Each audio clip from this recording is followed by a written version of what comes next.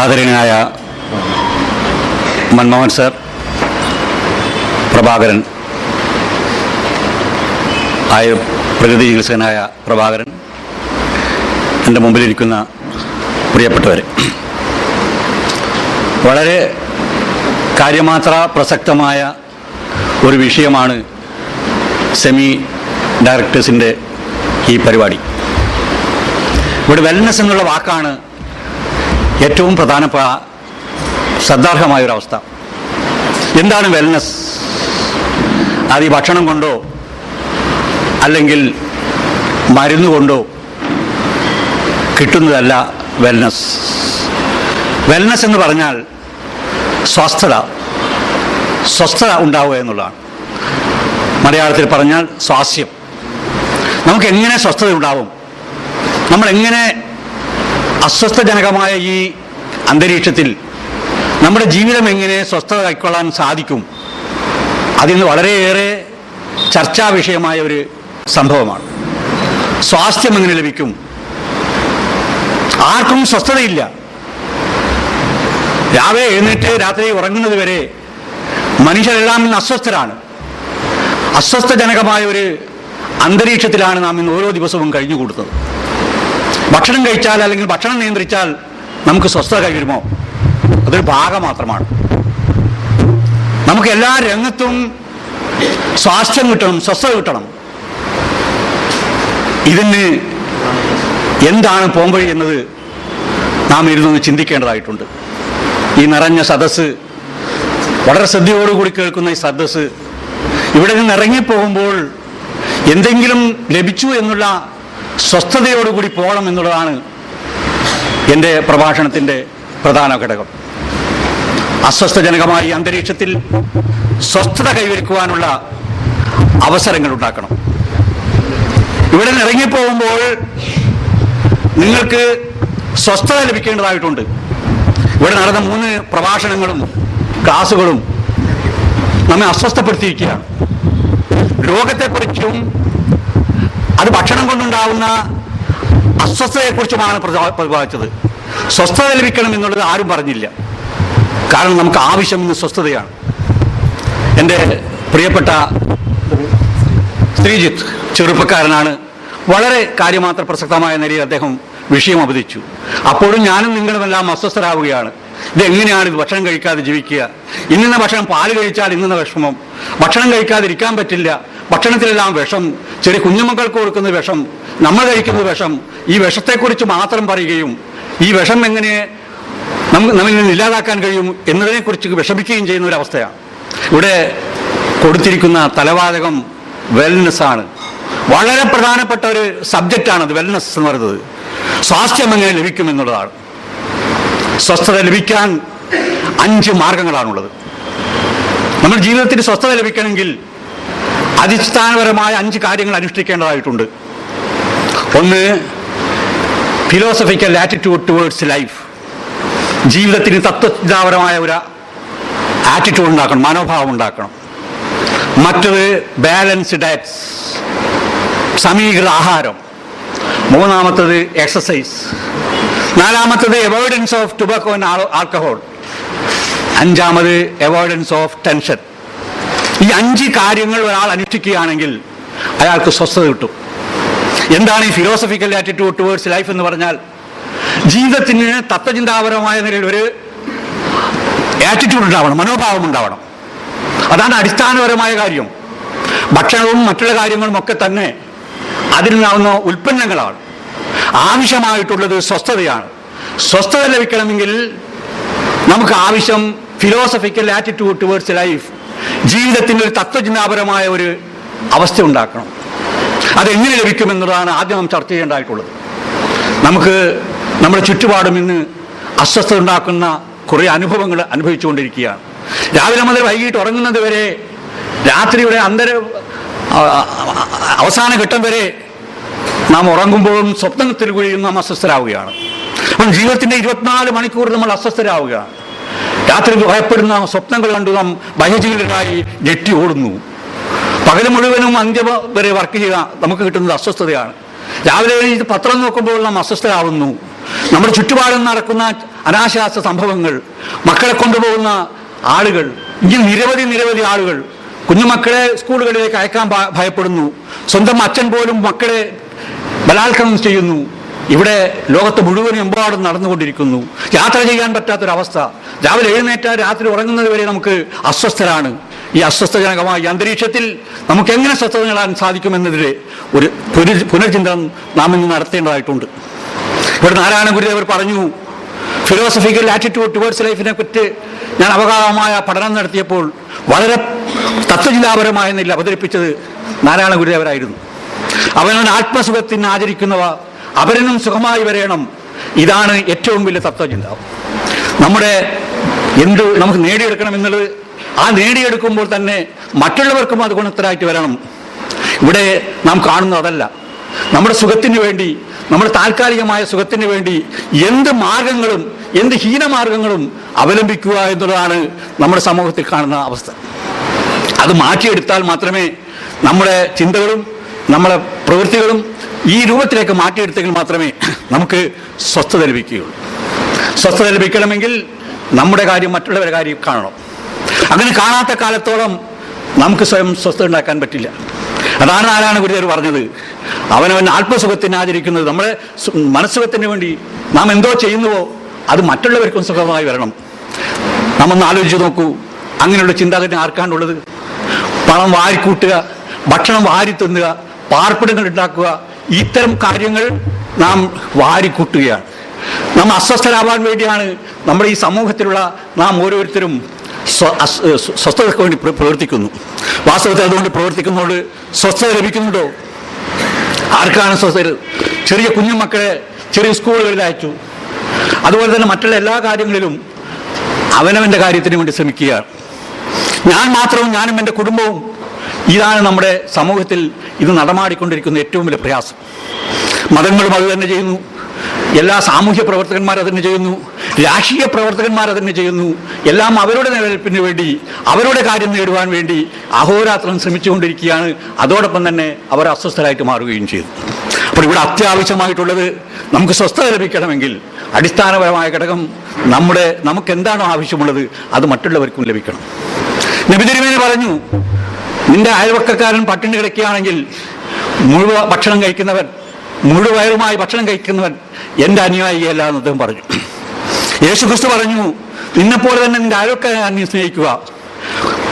ഇടതേ ചകട് അടിച്ചാൽ വലതേ ചകട് കാണിച്ചു കൊടുക്കുക. ആ സഹിഷ്ണുതയുടെ, ആ സംയമനത്തിൻ്റെ, ത്യാഗത്തിൻ്റെ ഉജ്ജ്വലമായ പ്രതീകങ്ങളാണ് ആ മഹാത്മാക്കൾ അവതരിപ്പിച്ചത്. ഭാരതത്തിൻ്റെ വലിയ ദർശനമുണ്ട്, ഉണ്ടായിട്ടും വേണ്ട എന്ന് വെക്കുക. ഉണ്ടായിട്ടും വേണ്ട എന്ന് വെക്കാനുള്ള മാനസികാവസ്ഥ ഉണ്ടാക്കുക എന്നുള്ളതാണ് ഓരോ മനുഷ്യനും അനുഷ്ഠിക്കേണ്ട കാര്യം. ഉണ്ടായപ്പോൾ വീണ്ടും വീണ്ടും ഉണ്ടാക്കുകയും അതിൻ്റെ മേലെ പൊങ്ങച്ചം കൊണ്ട് നടക്കുകയും അങ്ങനെ അസ്വസ്ഥരാകുന്നു. അങ്ങനെ അസ്വസ്ഥജനകമായ ഒരു അന്തരീക്ഷത്തിലാണ് നാം കഴിഞ്ഞു കൊടുത്തത്. മറ്റൊരു കാര്യം, രണ്ടാമത്തെ കാര്യം, നമുക്ക് ഫിലോസഫിക്കൽ ആറ്റിറ്റ്യൂഡ്, നമുക്ക് സ്നേഹം കൊടുക്കണം. ഇന്ന് സ്നേഹം എന്ന് പറഞ്ഞാൽ നമ്മുടെ സമൂഹത്തിൽ ഒരു കേട്ടുകേൾവിയായി മാറിയിരിക്കുകയാണ്. കുടുംബങ്ങൾ പോലും സ്നേഹമില്ല, സ്വന്തം മക്കൾ തമ്മിൽ സ്നേഹമില്ല, മാതാപിതാക്കന്മാർ സ്നേഹമില്ല. ഈ സ്നേഹമില്ലാത്ത അന്തരീക്ഷത്തിൽ നമുക്ക് എങ്ങനെ സ്നേഹം പങ്കിടാൻ സാധിക്കും? കുട്ടികളെ രാവിലെ എഴുന്നേറ്റ് തന്നെ, ഞാനിവിടെ സൈക്കോളജി ഇൻസ്റ്റിറ്റ്യൂട്ട് നടത്തുന്ന ആളാണ്. 50,000 സ്റ്റുഡൻസിന് ഞാൻ ക്ലാസ് കൊടുത്തിട്ടുണ്ട്.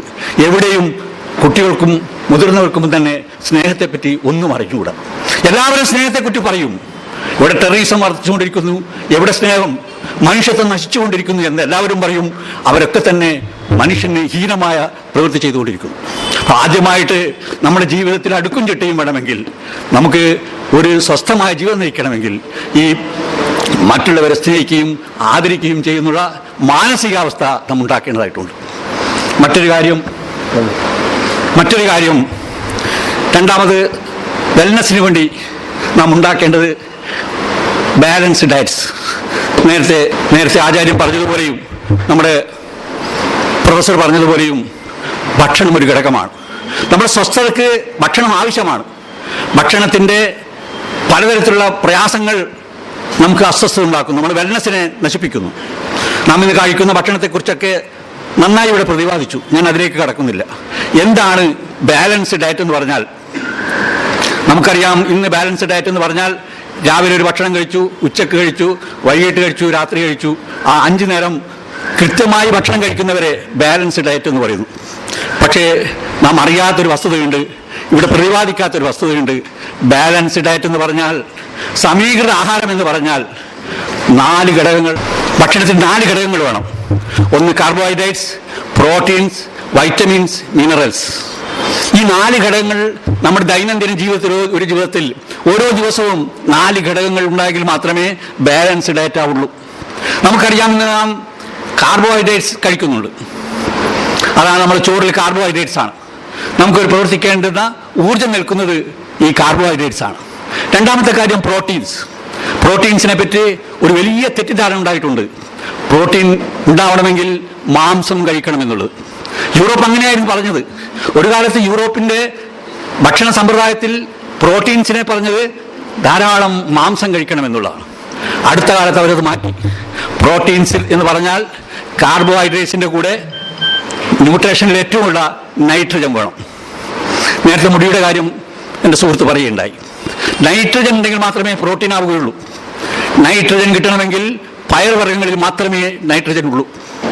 മാംസത്തിൽ 1 കിലോ മാംസത്തിൽ ഉണ്ടാവുന്ന പ്രോട്ടീൻ 1 സ്പൂണ് ചെറുപയറിൽ മുളപ്പിച്ച ചെറുപയർ വെച്ചാൽ 1 കിലോ മാംസം കഴിക്കുന്നതിന് തുല്യമായ പ്രോട്ടീൻസ് ഉണ്ട്. നാം ഇന്ന് കാണുന്നത് പ്രോട്ടീൻ എന്ന് പറഞ്ഞുകൊണ്ട് മാംസാഹാരം കഴിക്കുകയാണ്. മാംസത്തിലുള്ളത് ഏറ്റവും അധികം ഫാറ്റാണ്, കൊഴുപ്പാണ്. അത് മലയാളികൾക്ക് ആ ഫാറ്റ് ആവശ്യമില്ല. അത് നമുക്ക് ആവശ്യമില്ലാത്തൊരു കാര്യമാണ്. നമ്മുടെ ഭക്ഷണത്തിൽ തന്നെ കാർബോഹൈഡ്രേറ്റ്സിലൂടെ തന്നെ ഫാറ്റ് ഉണ്ട്. ഫാറ്റ് എന്തിനാണെന്ന് പറഞ്ഞാൽ എനർജി ആയിട്ട് സൂക്ഷിച്ചു വെക്കാനുള്ളതാണ്. അത് ലിവറിലും ആമാശയത്തിലും അത് സൂക്ഷിക്കും. എന്തിനാണ് സൂക്ഷിക്കുന്നത് പറഞ്ഞാൽ ആവശ്യമുള്ളപ്പോൾ എനർജി ആക്കി മാറ്റാനാണ്. നമ്മളെ സംബന്ധിച്ചിടത്തോളം അതിൻ്റെ ആവശ്യമില്ല. അപ്പോൾ ഇവിടെ വൈറ്റമിൻസും മിനറൽസും നമുക്ക് അത്യാവശ്യമായിട്ടുണ്ട്. നമ്മുടെ ദൈനംദിന ജീവിതത്തിൽ ഇദ്ദേഹം പറഞ്ഞതുപോലെ ചോറ് കണ്ടൊരു അദ്ദേഹത്തിൻ്റെ സസ്യബുക്ക് ഞാൻ പല പ്രാവശ്യം പോയി ഭക്ഷണം കഴിച്ചതാണ്. അവിടെ കംപ്ലീറ്റ് പ്രോട്ടീൻസും കാർബോഹൈഡ്രേറ്റ്സും കൂടി ചേർന്ന ഭക്ഷണമാണ് അദ്ദേഹം തരുന്നത്. പക്ഷെ അതുകൊണ്ടായില്ല. ഇവിടെ മിനറൽസും അതുപോലെ തന്നെ വെജിറ്റബിൾ വേണം. മിനറൽസും വെജിറ്റബിൾസും നമുക്ക് എവിടെ നിന്ന് കിട്ടും? ഈ പറഞ്ഞിരിക്കുന്ന സസ്യാഹാരത്തിൽ വൈറ്റമിൻസും മിനറൽസും ഇല്ല, വളരെ കുറച്ച് മാത്രമേ ഉള്ളൂ. ഇതെങ്ങനെ കിട്ടും? അത് നമ്മൾ പറയുന്നു, ഉടനെ നിങ്ങൾ പച്ചക്കറികൾ കഴിക്കുക, ഫ്രൂട്ട്സുകൾ കഴിക്കുക. ഫ്രൂട്ട്സിൻ്റെ അടുത്തേക്ക് നമ്മൾ ചെല്ലുമ്പോൾ നമ്മുടെ മനസ്സ് പറയുന്നത് കഴിക്കരുത്, കാരണം ഇതിൽ മുഴുവൻ വിഷാംശങ്ങളാണ്. എൻ്റെ ചെറിയൊരു പേരക്കുട്ടി സ്കൂളിൽ പഠിക്കുമ്പോൾ ടീച്ചർ പറയാണ്, നിങ്ങൾ ഈ പറഞ്ഞിരിക്കുന്ന കീടനാശിനികൾ കഴിക്കരുത്. ഇതൊക്കെ തന്നെ ഈ പഴവർഗ്ഗങ്ങളിലും ഇലക്കറികളിലുമൊക്കെ കീടനാശിനികളുണ്ട്, അതുകൊണ്ട് വെള്ളത്തിൽ പുകർത്തിയെടുത്ത് കഴിക്കുക. അപ്പോൾ എൻ്റെ ചെറിയ കുഞ്ഞുമോൾ ചോദിച്ചു, ടീച്ചറെ അതെങ്ങനെ കഴിക്കാൻ പറ്റുക? വീട്ടിൽ കൊണ്ടിരുന്ന സാധനത്തിലൊക്കെ ഇതുണ്ടെങ്കിൽ പിന്നെ ഇതെങ്ങനെ കഴിക്കാൻ പറ്റുമെന്നപ്പം ടീച്ചർ പറഞ്ഞ മറുപടി എന്താണെന്ന് അറിയാമോ? നിങ്ങളത് കഴിക്കേണ്ടത്. പിന്നെ എങ്ങനെ ഈ വൈറ്റമിൻസും മിനറൽസും ബോഡിയിൽ കിട്ടും? വൈറ്റമിൻസും മിനറൽസും ഇല്ലെങ്കിൽ നമ്മൾ ഒരു ദിവസത്തെ ആഹാരമാവുന്നില്ല. ആദ്യം വൈറ്റമിൻസും മിനറൽസും നമുക്ക് ഇലക്കറികളിൽ നിന്നും അതുപോലെ തന്നെ പഴങ്ങളിൽ നിന്നും കിട്ടും.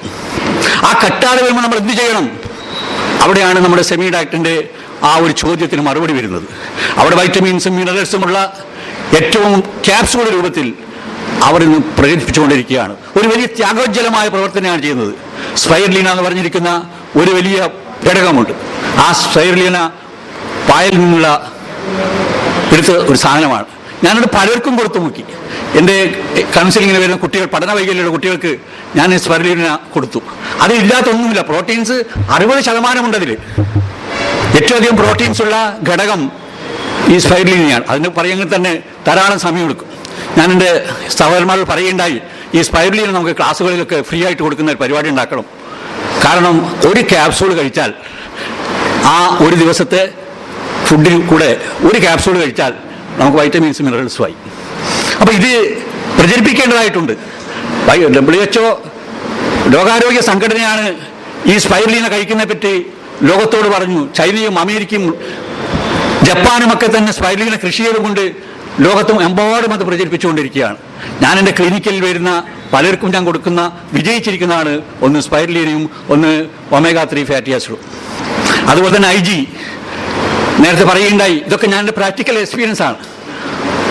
ഹിമോഗ്ലോബിൻ കുറഞ്ഞു WBC കൂടിയിരിക്കുന്ന ഒരു കുട്ടി തലപ്പുറത്ത് നിന്ന് വന്നു. ആ കുട്ടിക്ക് ബ്ലഡ് ക്യാൻസർ ആണെന്ന് വിധി എഴുതി. ഞാനത് അയച്ചു കൊടുത്തു. 3 ദിവസം ഇന്ന് രാവിലെ അവർ വിളിച്ചു പറഞ്ഞു ഇപ്പോൾ കുട്ടി പനി മാറി സുഖമുണ്ട്. നിരവധി കേസുകൾ ഞാനിതിൻ്റെ ബിസിനസ്സുകാരനല്ലെങ്കിൽ പോലും എൻ്റെ ക്ലിനിക്കൽ എക്സ്പീരിയൻസ് വെച്ചുകൊണ്ടും ഞാൻ ഇന്നും അത് കഴിച്ചിട്ടാണ് വന്നത്. സ്പൈർലീൻ രാവിലെ കഴിച്ചിട്ടാണ് ഇപ്പോൾ വന്നത്. കാരണം അത് എല്ലാ ദിവസവും ഒന്ന് കഴിക്കുന്ന ഒരിതായി എൻ്റെ ചെറിയ കുട്ടിക്കും ഞാനത് കൊടുക്കും. അപ്പോൾ ഇവിടെ ഞാൻ പറഞ്ഞ സ്പൈർലീന നമ്മുടെ ശരീരത്തിൻ്റെ ബോഡിക്ക് വേണ്ടുന്ന എല്ലാ വൈറ്റമിൻസും മിനറൽസും ഉള്ള ഏറ്റവും അടിസ്ഥാനപരമായ ഒരു ഘടകം അതിലുണ്ട് എന്ന് ഞാൻ അതിൽ കൂടുതൽ ഈ സമയത്ത് പറയുന്നില്ല.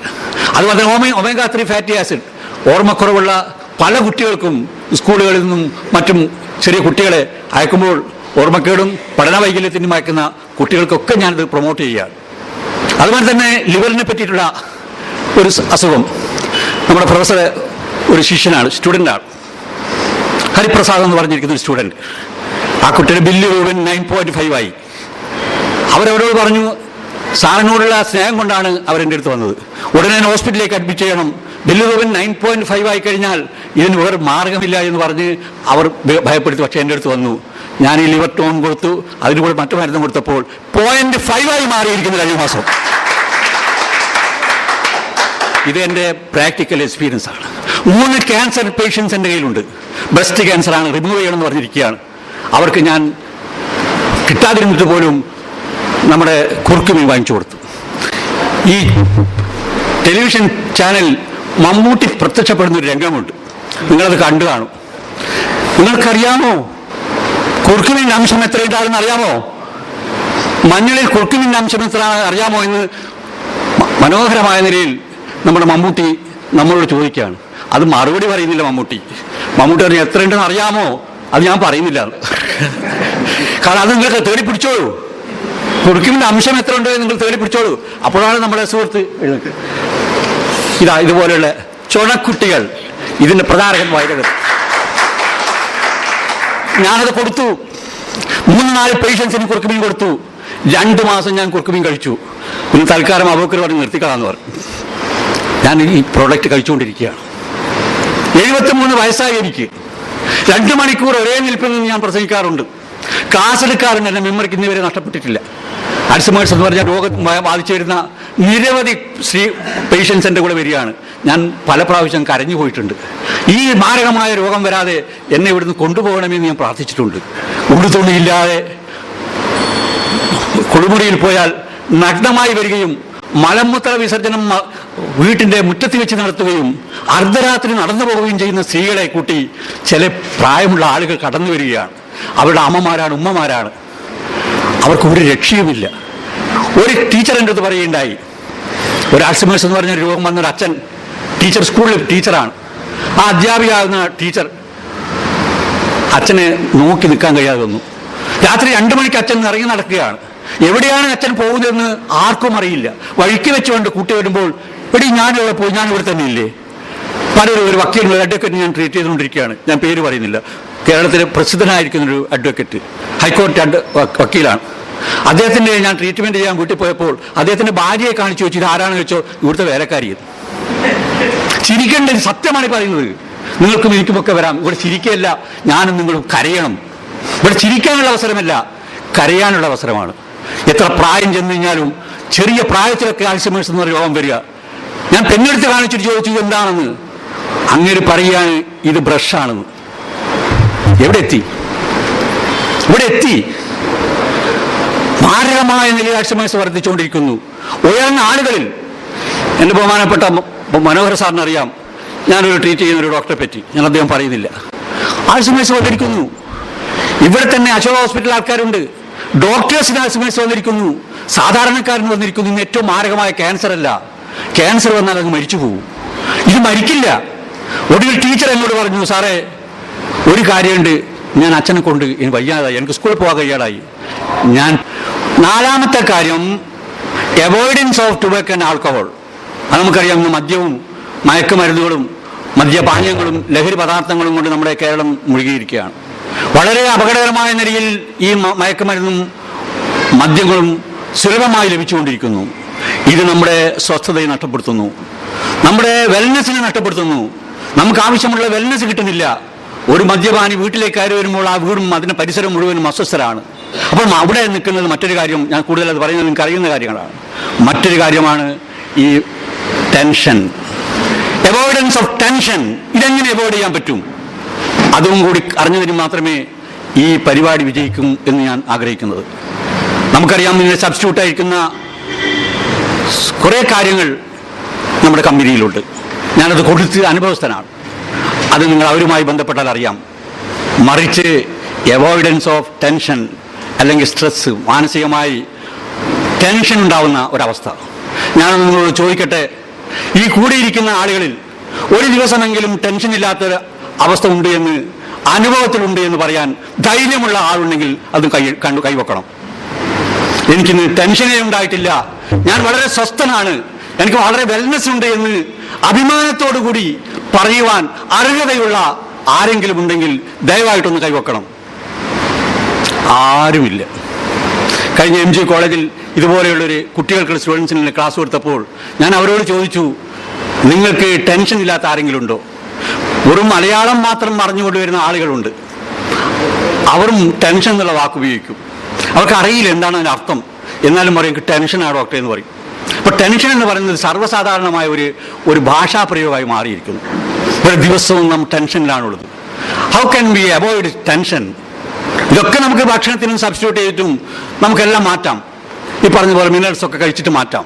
പക്ഷെ നമ്മളെങ്ങനെ ടെൻഷൻ മാറ്റും? ഈ കൂടിയിരിക്കുന്നത് നിങ്ങളും ഞാനും ഒക്കെ ടെൻഷനിലാണ്. ഇത് മതപരമായ കാര്യങ്ങൾ കൊണ്ട് നമ്മുടെ ടെൻഷൻ കുറയുന്നുണ്ടോ? കൂടുതൽ ഏതെങ്കിലും ഒരു പ്രസ്ഥാനവൽക്കരിച്ച് ടെൻഷൻ കുറയുന്നുണ്ടോ? ഏതെങ്കിലും ഒരു ധ്യാന സദസ്സിൽ പോയിട്ട് ടെൻഷൻ കുറയുന്നുണ്ടോ? യോഗ പ്രാക്ടീസ് ചെയ്തിട്ട് ടെൻഷൻ കുറയുന്നുണ്ടോ? ചിലപ്പോൾ ധ്യാനത്തിലൊക്കെ ഇരിക്കുമ്പോൾ കുറേ കാര്യങ്ങൾ മനസ്സിൽ വരും, കടന്നു വരും. അവിടെയും ടെൻഷനായി. ഇനി പള്ളിയിൽ പോയി നമസ്കരിക്കാൻ കൈകൊട്ടുമ്പോൾ തന്നെ കുറേ ടെൻഷൻ ഉണ്ടാകുന്ന കുറേ കാര്യങ്ങളാണ് നമ്മുടെ മനസ്സിൽ കടന്നു വരിക. ഇതൊക്കെ നമ്മൾ പറയുകയാണെങ്കിൽ പോലും പ്രായോഗിക രംഗത്ത് നമുക്ക് ടെൻഷൻ ഒഴിവാക്കാൻ വേണ്ടിയുള്ള മാർഗങ്ങൾ ഇന്ന് ഒരു ഫിലോസഫിയിലുമില്ല. അപ്പോൾ ടെൻഷൻ എങ്ങനെ അവോയ്ഡ് ചെയ്യും? അതാണ് നമുക്ക് അതിപ്രധാനമായ കാര്യം. ടെൻഷനാണ് മാരകമായ രോഗങ്ങൾ ഉണ്ടാക്കുന്നു എന്ന് കണ്ടെത്താൻ സാധിച്ചിട്ടുണ്ട്. കേവലമായ ഭക്ഷണമല്ല, അന്തരീക്ഷ മലിനീകരണമല്ല, അതൊക്കെ സെക്കൻഡറി ആയിട്ടുള്ളതാണെന്നും ടെൻഷനാണ് എല്ലാ രോഗത്തിനും കാരണമെന്നും കണ്ടെത്തിയിട്ടുണ്ട്. ലവ് മെഡിസിൻ ആൻഡ് മിറാക്കിൾ എന്ന് പറഞ്ഞ അമേരിക്കയിലെ ഉന്നതനായിരിക്കുന്ന സീഗൾ എന്ന് പറഞ്ഞിരിക്കുന്ന അമേരിക്കൻ ഡോക്ടർ, അദ്ദേഹം 25 കൊല്ലക്കാലത്തോളം ക്യാൻസറിന് കീമോതെറാപ്പിയും റേഡിയേഷനും നടത്തി തൻ്റെ പ്രൊഫഷൻ മുഴുവൻ വലിച്ചെറിഞ്ഞുകൊണ്ട് അദ്ദേഹം ഒരു പുസ്തകം എഴുതിയിട്ടുണ്ട്. ലവ് മെഡിസിൻ ആൻഡ് മിറാക്കിൾ എന്നാണ് പുസ്തകത്തിൻ്റെ പേര്. നിങ്ങൾ ആരെങ്കിലും ഉണ്ടെങ്കിൽ വാങ്ങിക്കണം, നിങ്ങൾക്ക് സൈറ്റിൽ പോയേക്കും. ആ പുസ്തകത്തിൽ അദ്ദേഹം പറയുകയാണ്, ലവ് മാത്രമേ ടെൻഷൻ ഒഴിവാവുള്ളൂ, ലവിൽ കൂടി മാത്രമേ ക്യാൻസറിന് ട്രീറ്റ്മെൻ്റ് ഉള്ളൂ. അങ്ങനെ അദ്ദേഹം കുറേ 100-500ഓളം ക്യാൻസർ പേഷ്യൻസിന് രണ്ടായി തിരിച്ചു. ഒരു ഭാഗത്ത് ക്യാൻസറിനുള്ള മരുന്നുകൾ കൊടുത്തു, കീമോതെറാപ്പി കൊടുത്തു, മറുഭാഗത്ത് വെറുതെ പ്ലാസിബോ ഒന്നും മരുന്നില്ലാതെ കൊടുത്തു, നേഴ്സുമാർക്ക് സജഷൻ കൊടുത്തു.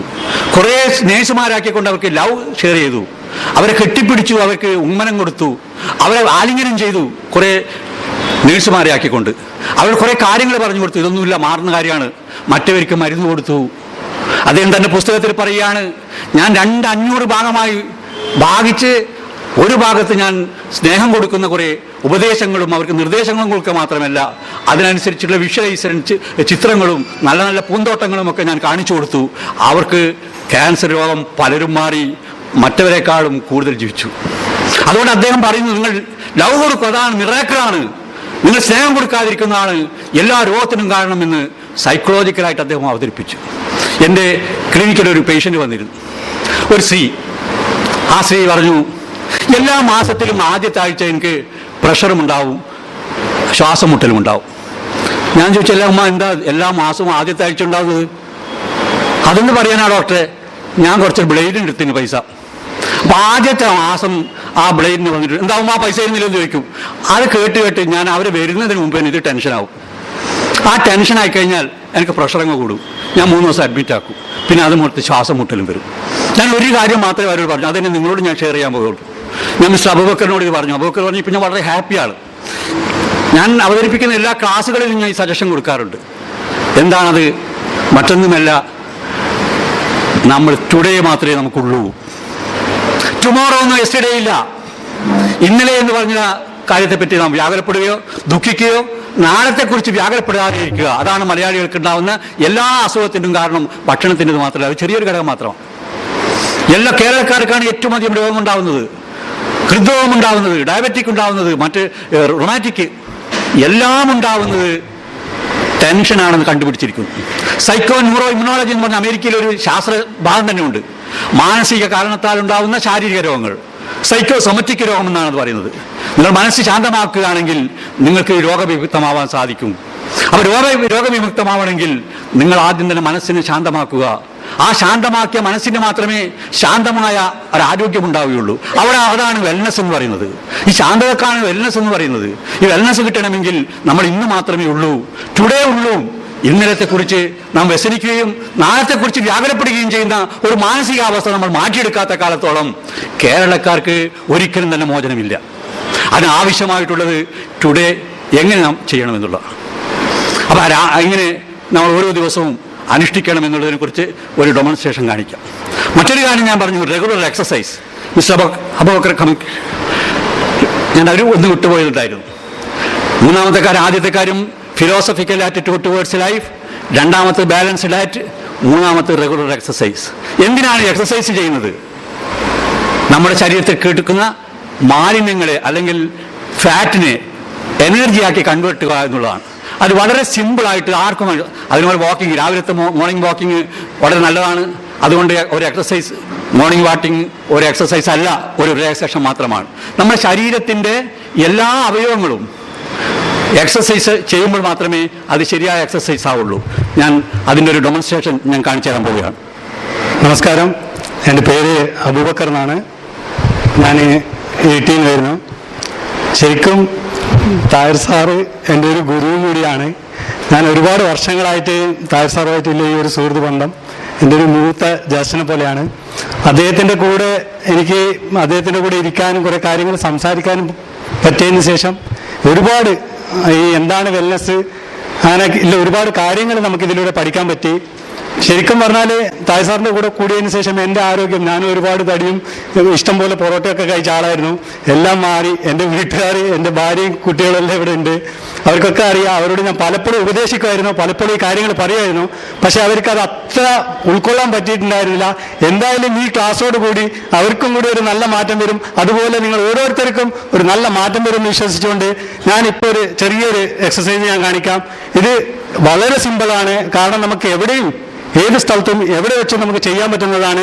ഇത് മാത്രം ചെയ്യുകയാണെങ്കിൽ ബാക്കി കാര്യങ്ങളെല്ലാം സാറ് പറയും. ഞാനിപ്പോൾ ഇത് ചെയ്ത് കാണിച്ചത് വളരെ സിമ്പിളാണ്. നമ്മൾ രാവിലത്തെ മോർണിംഗ് വാക്കിംഗ് ചെയ്യാൻ എതിർക്കുന്നില്ല, പക്ഷെ അതൊന്നും എക്സസൈസിലാവുന്നില്ല. നമ്മുടെ ശരീരത്തിൻ്റെ എല്ലാ മസിലുകളും, അത് ഇന്നർ ഓർഗൻസുകളും, അതുപോലെ തന്നെ അക്യൂപഞ്ചർ പോയിന്റ്സുകളൊക്കെ തന്നെ റിലാക്സ് ചെയ്യും. അത് ഉണ്ടാക്കാനുള്ള ഒരു സിമ്പിൾ മാർഗമാണ് മിസ്റ്റർ അബൂബക്കർ കാണിച്ചു തരാൻ പോകുന്നത്. നമ്മളെ രണ്ട് കാലിങ്ങനെ നമ്മൾ ബോഡിയുടെ ലെവലിൽ വെക്കുക. രണ്ട് കൈകൾ 5 വിരൽ, ഈ നമ്മൾ 5 വിരലുകൾ ഇവിടെ അതിൻ്റെ സ്പേസ് കുറവാണ്, അതുകൊണ്ട് തന്നെ ഇങ്ങനെ വെക്കാം. ഇവിടെ വെച്ചുകൊണ്ട് നമ്മുടെ ബോഡിയുടെ കറക്റ്റായ ലെവലിൽ നമ്മുടെ ഈ ലെവലിൽ നമ്മൾ കൈ വെക്കുക. ഈ 5 വിരലിൽ നമ്മൾ ഈ വിരലുകളിൽ അക്യൂ പ്രഷർ പോയിന്റ്സുകളാണ് 5 വിരലുകൾ. ചെവി അല്ല, ഇത് ബ്രെയിനാണ്. കണ്ണ്, ചെവി, മൂക്ക്, നാക്കിങ്ങനെ 5 അവയവങ്ങളെ പ്രതിനിധാനം ചെയ്യുന്ന 5 പോയിന്റ്സുകൾ. അതുപോലെ തന്നെ കാലിനും ഇതുപോലെയുണ്ട്. ആ പോയിന്റ്സുകൾ നന്നായിട്ട് പ്രസ് ചെയ്യാം. ശരി, സ്റ്റാർട്ട് ചെയ്യും. കാല് തട്ടാതിരിക്കുക, നിലത്ത് തട്ടാതിരിക്കുക. റെഡി? 1 2 റെഡി. 2 3 4 5 6 7 8 9 10 11 12 13 14 15 16 17 18 19 20 21 22 23 24 25 26 27 28 29 30 നിർത്തല്ലേ? നിർത്തണോ? ഇല്ല, അതിലൂടെ 5 മിനിറ്റ് 2 മിനിറ്റ് കൂടെ ഇരിക്കുക. ഇത് 100 പ്രാവശ്യം ചെയ്യണം. പലരും എൻ്റെ അടുത്ത് വന്നിട്ട്, ഈ സ്ത്രീകളൊക്കെ വന്നിട്ട് എനിക്ക് താങ്ക്സ് എന്ന് പറയുകയാണ്. സാറേ, അത് ചെയ്തതിന് ശേഷം എൻ്റെ വെയിറ്റ് റെഡ്യൂസ് ചെയ്ത് വളരെ എനർജിറ്റാണ് എന്ന് പറഞ്ഞാൽ കാലിൻ്റെ മസിലും ഹാർട്ടും തമ്മിൽ വളരെ ബന്ധം. നമ്മൾ അറിയാനിട്ടാ ഈ നടക്കുന്ന സമയത്തൊന്നും നമുക്ക് മസിൽ വർക്ക് ചെയ്യുന്നില്ല.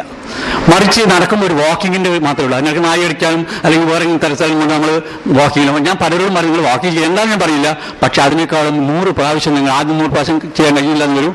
നിങ്ങൾ ചെയ്ത് ഒരു 5 മിനിറ്റ് റിലാക്സ് ചെയ്തിരിക്കുക.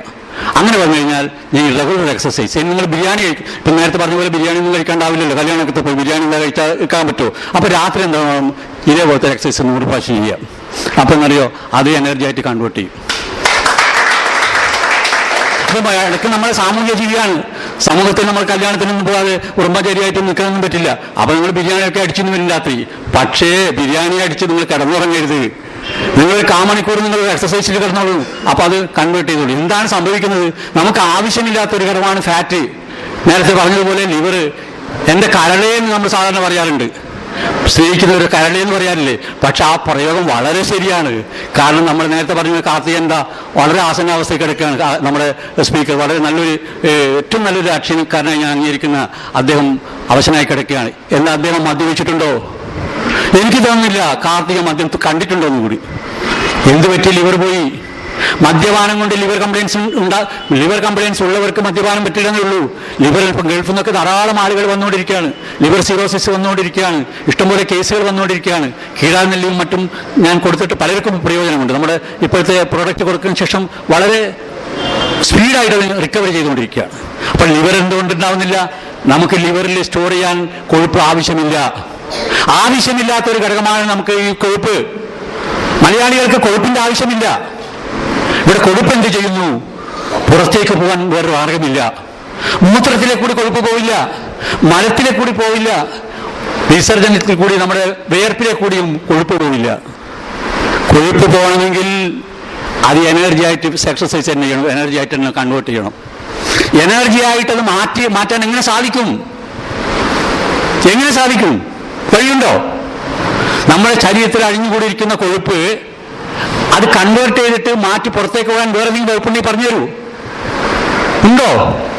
നമ്മൾ വയറിളക്കിയാൽ കൊഴുപ്പ് പോവോ? മൂത്രം ഒഴിച്ചാൽ കൊഴുപ്പ് പോവോ? നല്ലോണം വേർത്താൽ കൊഴുപ്പ് പോവോ? കൊഴുപ്പ് പോകണം എന്ത് വേണം? എക്സസൈസ് ചെയ്യണം.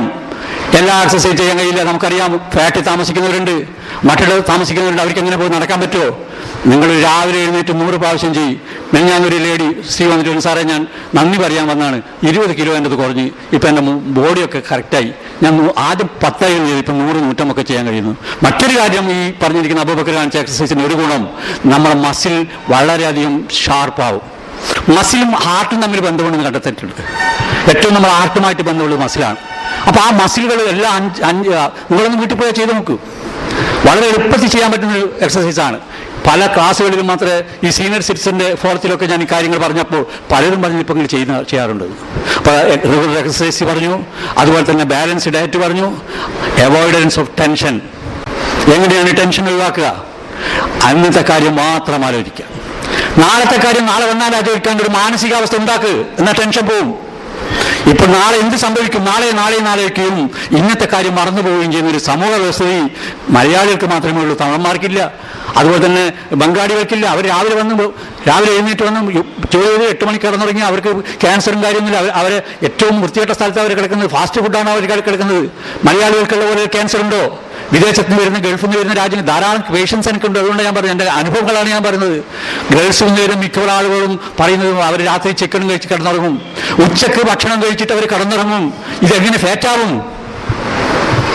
നമ്മൾ കോമൺ സെൻസ് ആലോചിച്ച് നോക്കും. നമ്മൾ എങ്ങനെ ഫാറ്റായിട്ട് മാറും? ഉച്ചക്ക് വയറിനേറെ ഭക്ഷണം കഴിച്ചു കഴിഞ്ഞാൽ അത് വയറ്റെങ്ങനെ കിടക്കും? നിങ്ങളത് പിളർന്നു നോക്കൂ. എത്രയോ ആഴത്തിൽ കാണാം അത് ഫാറ്റ് അടിഞ്ഞുകൂടിയത്.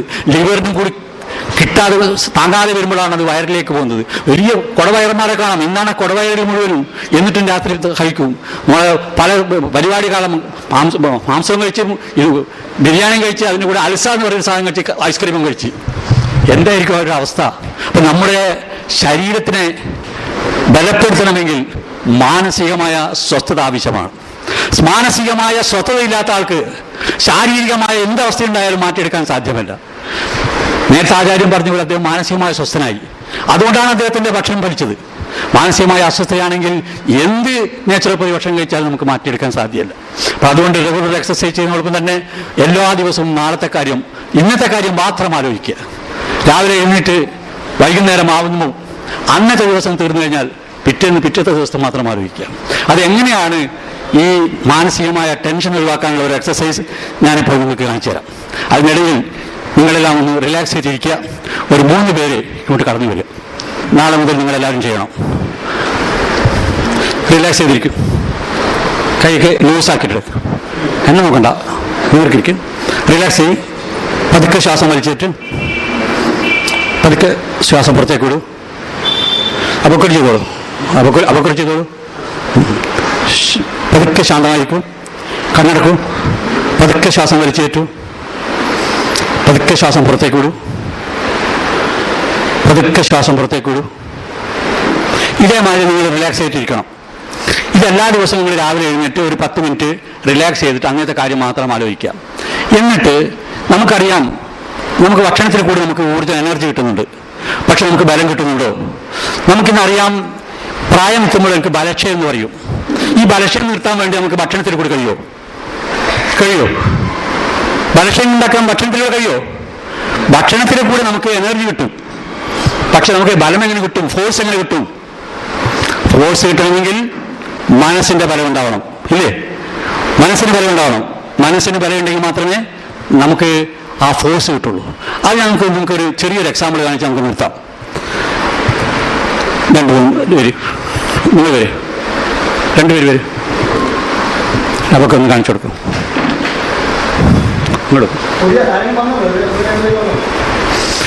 ഇദ്ദേഹത്തിൻ്റെ ഇപ്പോഴത്തെ ബലം എന്താണെന്ന് കാണിച്ചു തരാൻ പോവുകയാണ്. ശരിക്കും നിൽക്ക്, റിലാക്സ് ചെയ്ത് നിൽക്കുക കേട്ടോ. കയ്യും കാലൊക്കെ അയച്ചിട്ട് റിലാക്സ് ചെയ്ത് നിൽക്കുക. ഫോഴ്സ് എങ്ങനെ നിങ്ങൾക്ക് ഫോഴ്സ് ഇട്ട് അതിൽ കാണിച്ചു തരാൻ പോകാണ്.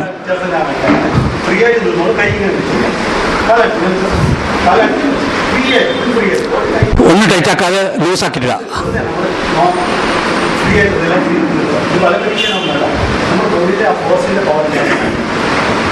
ഓ, പാവത്തിന് ബുദ്ധിമുട്ടിക്കല്ല കേട്ടോ. Thank you. അവിടെ വന്ന് പോയിരിക്കൂ. അവിടെ ഇരുന്നോളൂ. അയ്യോ, ഇത്രയും ഫോഴ്സ് ഉണ്ട് കേട്ടോ. അത്രയുള്ള ഫോഴ്സ് ഉണ്ട് നിങ്ങൾക്ക്. ബലം കൊടുക്കണ്ട. ഇല്ലേ, കുഞ്ഞില്ലേ? ഇനി നിങ്ങൾ 3 പേര് അവിടെ പോയിക്കോ. അല്ലെങ്കിൽ ഇവിടെ ഇരിക്കാം. ഇവിടെ രണ്ട് ഇത് ഇട്ട് കൊടുക്കും. ഇങ്ങോട്ട് ഇവിടെ വന്നോളൂ. ഇവിടെ ഇരിക്കും. 2 കസേര ഇട്ട് കൊടുക്കും. ഇനി ഞാൻ അറിയുന്നത് മാത്രം ശ്രദ്ധിക്കുക. നിങ്ങൾ 3 പേരും ശ്വാസം വലിച്ചേക്കും. പതുക്കെ ശ്വാസം വലിച്ച് എന്നെ നോക്കണ്ട, നേരെ നോക്കുക. ശ്വാസം പതുക്കെ വലിച്ചേറ്റു. നല്ലപോലെ വലിച്ചേറ്റു. പതുക്കെ ശ്വാസം പുറത്തേക്ക് വിടൂ. ഇനി ഒന്ന് കണ്ണടച്ചോളൂ. ഇനി ശ്വാസം വലിച്ചേറ്റു. ഇനി പതുക്കെ ശ്വാസം പുറത്തേക്ക് വിടൂ. ഇനി 2 കൈ ചുരുട്ടി പിടിക്കുക. ബലമായി ചുരുട്ടി പിടിക്കുക. ഞാൻ പറയുന്നത് മാത്രം ശ്രദ്ധിക്കുക. ഇനി മുതൽ എനിക്ക് നല്ല ബലമുണ്ടാവും. പറയും. ഇനി മുതൽ എനിക്ക് നല്ല ബലമുണ്ടാവും, നല്ല ശക്തി ഉണ്ടാവും. ഇനി മുതൽ എനിക്ക് നല്ല ബലവും നല്ല ശക്തി ഉണ്ടാവും, നല്ല ബലമുണ്ടാവും. ഇതുപോലെയുള്ള ഇനി മുതൽ എനിക്ക് ബലക്കേടുണ്ടാവില്ല. ഇനി മുതൽ എനിക്ക് ബലക്കേടുണ്ടാവില്ല. നല്ല ബലമുണ്ടാവും. കണ്ണു പറഞ്ഞോളൂ. നിസ്സാബൊക്കെ എടുത്തൊന്ന് ഓടിക്കൂ. നേരത്തെ പോലെ തന്നെ നിങ്ങൾ റിലാക്സ് ആയിട്ട് നിൽക്കുക. സമയമില്ലാത്തതുകൊണ്ടാണ്. അവിടെ ഇരുന്നോളൂ. നേരത്തെ മാറ്റം നിൽക്കുക. അത് വ്യത്യാസം കാണിച്ചു തരാണ്.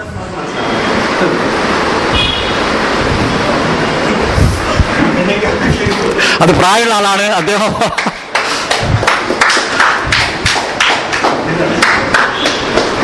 സെക്കൻഡ്.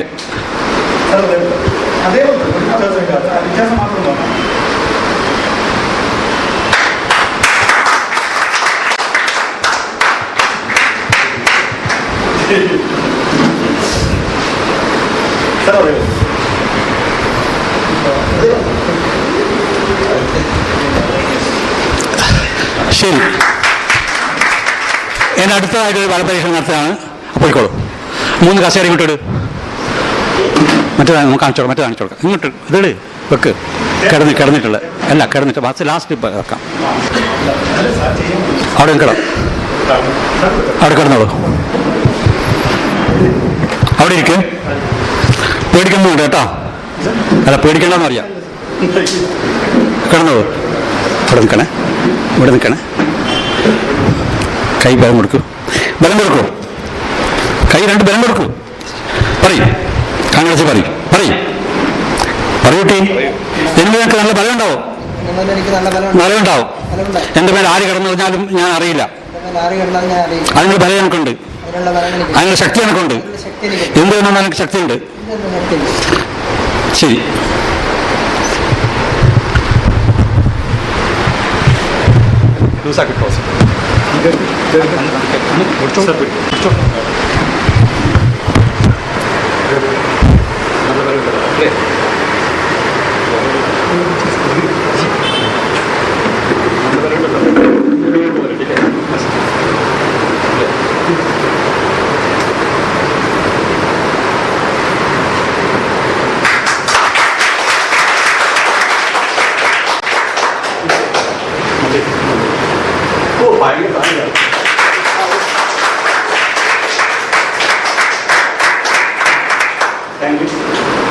ഭയങ്കര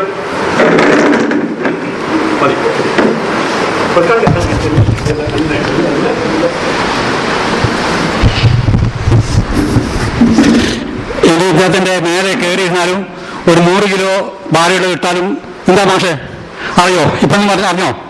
വിലയില്ലേ? വരും ഇങ്ങോട്ട് വരും പറയും. എന്റെ യാഥാർത്ഥ ശക്തി ഞാൻ ഇപ്പോഴാണ് തിരിഞ്ഞറിയുകയാണ്.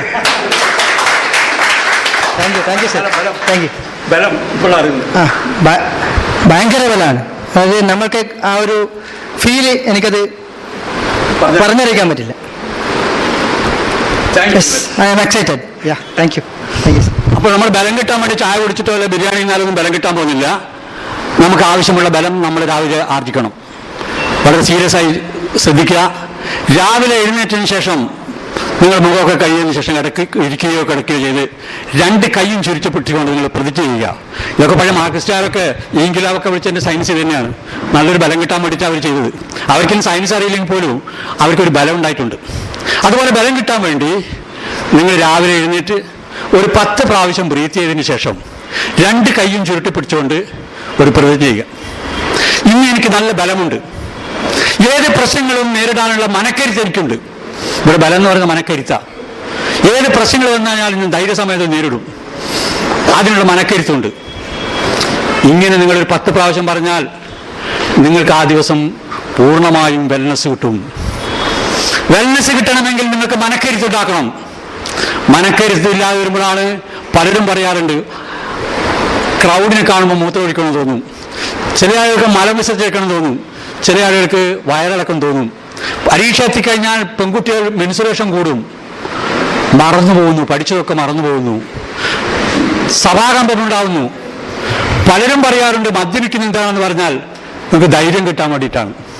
മദ്യപിച്ച് കഴിഞ്ഞാൽ കുറച്ച് ധൈര്യം വരും, സമൂഹത്തിനോടൊക്കെ നേരിടാൻ വേണ്ടി ഒരു ധൈര്യം വരും. അതുകൊണ്ട് 2 പെഗ് കഴിച്ചാൽ മാത്രമേ എനിക്ക് ആളുകളായിട്ട് അഭിമുഖീകരിക്കാൻ കഴിയൂ. പലരും എന്നോട് പറഞ്ഞു ഈ എക്സസൈസ് ചെയ്യുന്ന ശേഷം ഇപ്പോൾ മദ്യപിക്കാനുള്ള താല്പര്യം ഉണ്ടാവുന്നില്ല. കുട്ടികൾ പറഞ്ഞു ഇപ്പോൾ പരീക്ഷ ഭയം പോയിട്ട് പരീക്ഷ എന്ന് പറയുന്നതിന് ഒന്നുമില്ലാതായി പോകുന്നു. അപ്പം ഇവിടെ നമുക്കുണ്ടാവുന്ന ടുഡേ ഉള്ളൂ. ഞാൻ നേരത്തെ പറഞ്ഞ ലേഡി, അവർക്ക് ഈ ബ്രൈഡുകാരൻ വരുമ്പോൾ അസ്വസ്ഥയാവും, ഹാർട്ട് ബീറ്റിംഗ് കൂടും, പ്രഷർ കൂടും, ശ്വാസം മുട്ടൽ കൂടും. എല്ലാ മാസത്തിലും ആദ്യത്തെ ആഴ്ച വരുമ്പോഴാണ് എത്തിയത്. ഒരു വനിതകൾക്കുള്ള ക്ലാസ്സിലായിരുന്നു ഞാൻ ഈ വിഷയം അവതരിച്ചത്. അവരാണ് അതിനുശേഷം അവർ എൻ്റെ ക്ലിനിക്കിൽ വന്നത്. ഞാൻ അവരോട് ഒരു കാര്യം മാത്രമേ പറഞ്ഞുള്ളൂ, നിങ്ങൾ ഇനി ബ്രൈഡുകാരൻ വന്നാൽ ഒരു കാര്യം മാത്രം പറയുക, ഇപ്പോൾ എനിക്ക് പൈസ തരാൻ പറ്റില്ല. അപ്പോൾ അവർ രണ്ടാമത് ചോദിക്കും പിന്നെ എപ്പോഴാണ് തരാൻ. അപ്പോൾ പറയാം അതിപ്പം പറയാൻ പറ്റില്ല. ഈ 2 വാക്ക് ഞാൻ അവർക്ക് കാപ്പാടൊക്കെ പറഞ്ഞു. ആ സ്ത്രീ കാത്തിരുന്നു. ബ്രൈഡുകാരൻ അവിടെ കയറി വന്നു. എന്താവും ആ പൈസ തരാത്തത്? അതിപ്പം തരാൻ പറ്റില്ല. പിന്നെ എപ്പോഴാവും തരാൻ? അതിപ്പം പറയാൻ പറ്റില്ല. അപ്പം നിങ്ങൾക്ക് ആരും ഉണ്ട് പിന്നിലുണ്ടല്ലേ? ആരുമില്ല. അവരത് കഴിഞ്ഞ് ദേഷ്യത്തോട് എന്നാൽ കേസ് കൊടുക്കും. അപ്പോൾ അവിടെ വെച്ച് കാണാം.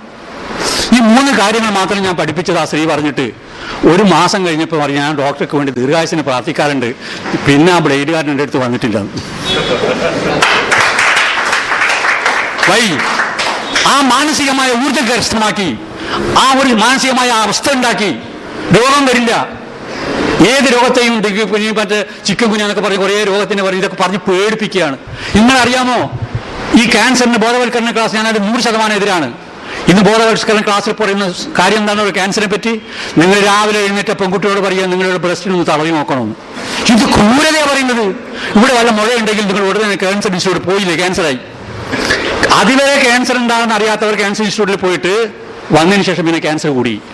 ഞാൻ ക്യാൻസറിന് ചികിത്സിക്കേണ്ടെന്നല്ല പറയുന്നത്. മാനസികമായ സമ്മർദ്ദം ക്യാൻസറിനെ ഉണ്ടാക്കുന്നു, ഡയബറ്റിക് ഉണ്ടാക്കുന്നു, മറ്റുള്ള കാര്യങ്ങളെല്ലാം ഉണ്ടാക്കുന്നു. നിങ്ങൾ മാനസികമായ പിരിമുറുക്കം ഒഴിവാക്കണമെങ്കിൽ ദിവസവും ഇതേപോലെ റിലാക്സ് ചെയ്ത് കിടക്കുക. റിലാക്സ് ചെയ്ത് കിടന്നിട്ട് നിങ്ങൾ സജഷൻ കൊടുക്കുക, സ്വന്തമായി സജഷൻ പറയുക. ഞാൻ ഇന്നത്തെ ദിവസം വളരെ എനർജറ്റിക് ആയിരിക്കും, ഞാൻ എല്ലാ കാര്യങ്ങളും നന്നായി പ്രവർത്തിക്കും, അതിനുള്ള ആർജവം എനിക്കുണ്ട് എന്ന് പറഞ്ഞുകൊണ്ട് ഓരോ ദിവസവും വിഷ്വലൈസ് ചെയ്യുക. അതാ ദിവസത്തിൽ മിസ്റ്റർ ഡോക്ടർ എങ്ങനെയാണ് ഓരോ ദിവസവും വിഷ്വലൈസ് ചെയ്യേണ്ടത് ഞാൻ കാണിച്ചു തരാം. പോയി തലയിങ്ങോട്ടേക്ക്. എല്ലാ ദിവസവും നിങ്ങൾ ഇങ്ങനെ ചെയ്യണം. ഇത് ചെറിയ മേശയായതുകൊണ്ട് സാധിക്കില്ല. ഇതുപോലെ ഇങ്ങനെ റിലാക്സ് ചെയ്ത് കിടന്ന് കൈ അയച്ചിടണം. ഇവിടെ സൗകര്യമില്ല എങ്കിലും കാണിച്ചു കൊടുക്കും. ഫ്രീ ആയിട്ടെടുക്കാം, കൈ കംപ്ലീറ്റ് ഫ്രീ ആവാം. എന്നിട്ട് കണ്ണടച്ച് 10 പ്രാവശ്യം ശ്വാസം വലിച്ചേറ്റുക. ഫ്രീ ആയിട്ട് കിടന്നിട്ട് അതിനാണ് ആൽഫ ലെവൽ കറക്റ്റ് ചെയ്യാൻ സയൻസിൻ്റെ അവസ്ഥ ഞാൻ ഇപ്പോൾ പറയുന്നില്ല. എങ്ങനെയാണ് വിഷ്വലൈസേഷൻ ചെയ്യണം എന്നുള്ളതാണ്. പതുക്കെ ശ്വാസം വലിച്ചിട്ട് ശ്വാസം വലിച്ചു കയറ്റി ഒരു 2 സെക്കൻഡ് ഇവിടെ നിർത്തണം. അതിനുശേഷം പതുക്കെ ശ്വാസം പുറത്തേക്ക് വിടുക. 1 വലിച്ചേറ്റ് അവിടെ നിർത്തുക, പതുക്കെ ശ്വാസം പുറത്തേക്ക് വിടുക. 2 ഇങ്ങനെ 10 പ്രാവശ്യം നമ്മൾ ശ്വാസം വലിച്ചതിന് ശേഷം രാവിലെ ഉറങ്ങി എഴുന്നേറ്റ് ഇത് ചെയ്തതിന് ശേഷം നമ്മൾ വിഷ്വലൈസേഷൻ. എന്താണ് വിഷ്വലൈസേഷൻ എന്ന് പറഞ്ഞാൽ മനക്കണ്ണുകൊണ്ട് നമ്മൾ ആ ദിവസത്തെ പ്രോഗ്രാം ഒരു ചിത്രം പോലെ മനസ്സുകൊണ്ട് കാണുക. മനസ്സുകൊണ്ട് വിചാരിക്കുകയല്ല, സബ് കോൺഷ്യസിന് അത് വേറൊരു സബ്ജക്റ്റാണ്. നമ്മുടെ രാഘവേട്ടനോട് ഞാൻ പറഞ്ഞിരുന്നു നമുക്ക് അതിനൊരു ക്ലാസ് വെക്കണം. എങ്ങനെയാണ് ഈ സബ് കോൺഷ്യസ് പ്രോഗ്രാം ഡിലീറ്റ് ചെയ്യുന്ന ഒരു പ്രോഗ്രാമുണ്ട്, അതാണ് ഏറ്റവും സക്സസ് ആയിട്ടുള്ളത്. ഇതേപോലെ ചെയ്തിട്ട് ആ ദിവസം ചെയ്യാനുള്ള പ്രോഗ്രാം മുഴുവനും നമ്മളെ സബ് കോൺഷ്യസിൽ ഉപബോധ മനസ്സിൽ നമ്മളത് സേവ് ചെയ്യണം. മനസ്സിലായ മാഷം? മനസ്സിലാകുന്നുണ്ടോ? അപ്പോൾ ഇതേപോലെ കിടന്നിട്ട് റിലാക്സ് ചെയ്തൊരു 10 പ്രാവശ്യം ബ്രീത്ത് ചെയ്തതിന് ശേഷം ഈ രാവിലെ ഞാൻ എഴുന്നേറ്റുന്ന് രാത്രി വരെ എന്തെല്ലാം ഒരു അധ്യാപകനാണെങ്കിൽ അധ്യാപകൻ്റെ ഡ്യൂട്ടീസ് ഉണ്ടാവും, വക്കീലിൻ്റെ ഡ്യൂട്ടീസ് ഉണ്ടാവും, ഡോക്ടർമാരുടെ ഡ്യൂട്ടീസ് ഉണ്ടാവും. ആ ചെയ്യാനുള്ള ഡ്യൂട്ടീസ് മുഴുവൻ നമ്മൾ വിഷ്വലൈസ് ചെയ്തിട്ട് സബ് കോൺഷ്യസിൽ അത് പ്രോഗ്രാം ചെയ്യണം, സേവ് ചെയ്യണം. അങ്ങനെ സേവ് ചെയ്ത് കഴിഞ്ഞാൽ ആ ദിവസം മുഴുവൻ നമുക്ക് കാര്യങ്ങൾ നേടാൻ പറ്റും. രാത്രി ഉറങ്ങാൻ നേരത്തെ ഇതേമാറ്റി റിലാക്സ് ചെയ്തിട്ട് നമുക്ക് നെഗറ്റീവായിട്ടുള്ള വല്ലതും നമ്മുടെ സബ് കോൺഷ്യസിൽ പ്രോഗ്രാമിംഗ് ആയി പോയിട്ടുണ്ടെങ്കിൽ അത് ഡിലീറ്റ് ആക്കണം. എന്നിട്ടേ നമ്മൾ ഉറങ്ങാൻ പാടുള്ളൂ. നമുക്കറിയാം നമ്മൾ മലയാളികളാണ് ഏറ്റവും അധികം ശുദ്ധിയെപ്പറ്റിയും വൃത്തിയെപ്പറ്റിയും ലോകത്തെ വെച്ച് ഏറ്റവും അധികം പ്രചരിപ്പിക്കുകയും അനുഷ്ഠിക്കുകയും ചെയ്യുന്നത് മലയാളികളാണ്. ഒരു നേരമെങ്കിലും ഒരു ദിവസം കുളിക്കാറില്ല. ഏറ്റവും അധികം സോപ്പ് ഉപയോഗിക്കുന്നത് മലയാളികളാണ്. അപ്പോൾ ഇത്രയധികം ഉപയോഗിക്കുന്ന നമുക്ക് നമ്മുടെ മനസ്സ് ശുദ്ധീകരിക്കാൻ വേണ്ടി ഏറ്റവും മനസ്സ് മലിനീകരിക്കപ്പെട്ടിരിക്കുന്ന മലയാളികൾക്ക് മാത്രമാണെന്നുള്ളതൊരു സത്യമാണ്. എല്ലാ മലയാളികൾക്കും മനസ്സ് മലിനീകരിക്കപ്പെട്ടിരിക്കുന്നു. അതെന്തുകൊണ്ട്? നമ്മുടെ മനസ്സിൽ അടിഞ്ഞുകൂടിയിരിക്കുന്ന കുറേ അഴുക്കുകളുണ്ട്, കുറേ വേണ്ടാത്ത ചിന്തകളുണ്ട്, അസൂയ, പക, ദേഷ്യം, ഇങ്ങനെ നിരവധി കാര്യങ്ങൾ നമ്മൾ ഉപബോധ മനസ്സിൽ അടിഞ്ഞുകൂടിയിരിക്കുന്നു. ആ ഉപബോധ മനസ്സിൽ അടിഞ്ഞുകൂടിയിരിക്കുന്നത് ഡിലീറ്റ് ആക്കാതെ, അത് സേവ് ചെയ്തത് ഡിലീറ്റ് ആക്കുന്നില്ലെങ്കിൽ അത് ഉപബോധ മനസ്സിൽ തന്നെ കിടക്കും. അത് നമ്മുടെ മരണം വരെ കിടക്കും. ഒരു വലിയ തടാകത്തിലോ കുളത്തിലോ കുറേ അഴുക്കുകൾ ഉണ്ടായാൽ ആ അഴുക്കുകൾ നീക്കാത്ത കാലത്തോളം ആ കുളത്തിലോ തടാകത്തിലോ അഴുക്ക് അടഞ്ഞുകൂടും. അതുമാതിരി നമ്മുടെ മനസ്സിൽ ധാരാളം അഴുക്കുകളുണ്ട്. എന്തെല്ലോ കാര്യങ്ങൾ നമ്മൾ ആവശ്യമില്ലാതെ ചിന്തിച്ചിട്ടുണ്ട്. നാളെ എന്തെല്ലാം ചെയ്യണം എന്നുള്ള കാര്യങ്ങൾ പ്ലാൻ ചെയ്തിട്ടുണ്ട്. ഇങ്ങനെയുള്ള കുറേ കാര്യങ്ങൾ നമ്മൾ ഉപബോധ മനസ്സിൽ അത് പ്രോഗ്രാമിംഗ് ആയിട്ടുണ്ട്. ഈ ഉപബോധ മനസ്സിൽ പ്രോഗ്രാമിംഗ് ആയിട്ട് അവിടെ കിടക്കുകയാണ്. അത് ഡിലീറ്റ് ആയിട്ടിരിക്കുന്നത് അത് പോയില്ല. അത് നമ്മുടെ മരണം വരെ അവിടെ തന്നെ കിടക്കും. നമുക്കറിയാം ചെറിയ പ്രായത്തിൽ നമുക്ക് എന്തെങ്കിലും നടന്ന സംഭവങ്ങൾ ഒന്ന് കണ്ണടച്ചാൽ അത് മുഴുവൻ നമ്മുടെ മുമ്പിലേക്ക് വരും. അപ്പോൾ നമുക്ക് കരച്ചിൽ വരും. പല സ്ഥലങ്ങളിലും ഇതേമാതിരി റിലാക്സ് ചെയ്തിട്ട് അവിടെ സമയമില്ലാത്തതുകൊണ്ടാണ് ചെയ്യാത്തത്. അവർ ധാരാളം ആളുകൾ ഇങ്ങനെ കരഞ്ഞിട്ടുണ്ട്. അവരുടെ മനസ്സിലുള്ള കാര്യങ്ങളൊന്ന് കാണൂ, മനക്കണ്ണുകൊണ്ടൊന്ന് കാണൂ എന്ന് പറയുമ്പോൾ ചില ആളുകൾ നെഞ്ഞിടിക്കാറുണ്ട്, ചില ആളുകൾ കരയാറുണ്ട്, ചില ആളുകൾ കൈകാലുകൾ വിറക്കാറുണ്ട്. കാരണം അവബോധ മനസ്സിൽ അടിഞ്ഞുകൂടിയിരിക്കുന്ന അഴുക്കുകളുണ്ട്. ഈ ഉപബോധ മനസ്സുകൾ അടിഞ്ഞുകൂടിക്കുന്ന അഴുക്കുകളെ നമുക്കൊരിക്കലും നീക്കാൻ പറ്റില്ല, അത് വിഷ്വലൈസ് ചെയ്ത് അത് എടുത്തു കഴിയാത്ത കാലത്തോളം. അപ്പോൾ അത് ഓരോ ദിവസവും നമ്മൾ രാത്രി ഉറങ്ങാൻ കിടന്നപ്പോൾ ഈ രൂപത്തിൽ കിടക്കുകയും നമ്മൾ ഓരോ ദിവസവും ചെയ്തിരിക്കുന്ന നെഗറ്റീവായ കാര്യങ്ങൾ ഡിലീറ്റ് ആക്കുകയും പോസിറ്റീവായ കാര്യങ്ങൾ നമ്മൾ മനസ്സിൽ വെക്കുകയും ചെയ്യും. അതിന് ഓരോ ദിവസവും അങ്ങനെ ചെയ്തുകൊണ്ടിരുന്നാൽ നമ്മൾ വളരെ ഹാപ്പി ആയിരിക്കും, വളരെ പ്ലസൻ്റ് ആയിരിക്കും, നമ്മുടെ ശരീരവും മനസ്സിനും വളരെ ഉന്മേഷമുണ്ടാവും. ഈ കാര്യങ്ങൾ നിങ്ങൾ ശ്രദ്ധയിലിരിക്കണം. അതാണ് നമ്മുടെ ജീവിതത്തിൽ വെൽനെസ് ഉണ്ടാക്കാനുള്ള ഏറ്റവും അടിസ്ഥാനപരമായ ഘടകം. എൻ്റെ വാക്കുകൾ കേട്ടതിന് നന്ദി. നമസ്കാരം.